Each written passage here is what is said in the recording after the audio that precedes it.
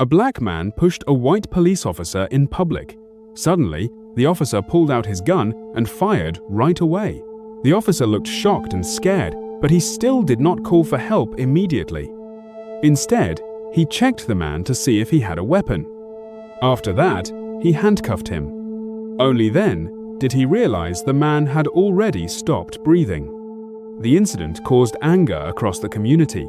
The victim's wife demanded justice for her husband, but racial tension in the city was very strong. The officer's father was a powerful leader in the police department. Because of this, several officers agreed to lie in court. They claimed the victim had tried to pull out a weapon first, and the officer only fired because he was afraid. In the end, the white police officer was released and faced no punishment. This decision made the victim's brother furious. He went after the officer with a gun and killed him to avenge his brother. Because of this action, he was sentenced to life in prison. It seemed like the case was finally over. But things did not end there. When other officers heard that their colleague had been killed, some of them wanted revenge. They began targeting black people in anger. The conflict between the two sides became even worse. One day, two young men ran into trouble with police officers again. Mark was standing by the roadside when several white police officers on patrol surrounded him.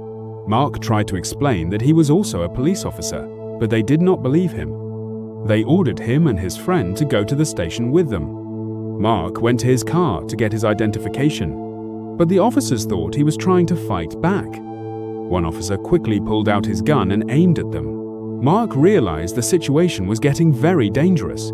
He tried to explain again, but the officer suddenly fired his weapon. With his life in danger, Mark had no choice but to defend himself. He quickly pulled out his own gun and fired one shot.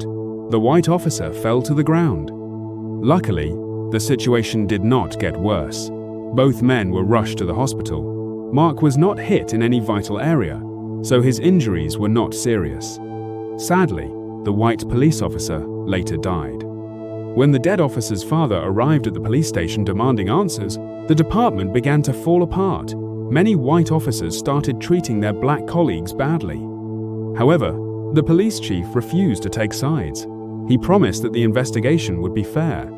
The grieving father had no choice but to leave.